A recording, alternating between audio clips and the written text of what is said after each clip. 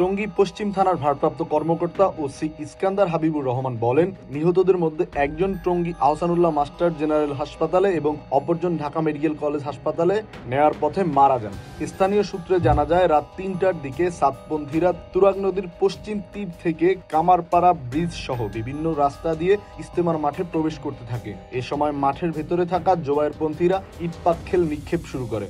এ সময় সাতপন্থীরাও পাল্টা হামলা চালায়। এক পর্যায়ে সাতপন্থীরা মাঠে প্রবেশ করলে উভয় পক্ষের মধ্যে ব্যাপক সংঘর্ষ শুরু হয়।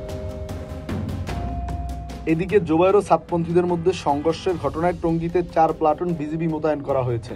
গাজীপুর মহানগরের টঙ্গীর পশ্চিম থানার ভারপ্রাপ্ত কর্মকর্তা ওসি হাবিব ইস্কান্দার জানান, রাতে ইজতেমা মাঠে মারামারির ঘটনায় দুজনের মৃত্যুর খবর নিশ্চিত হওয়া গেছে।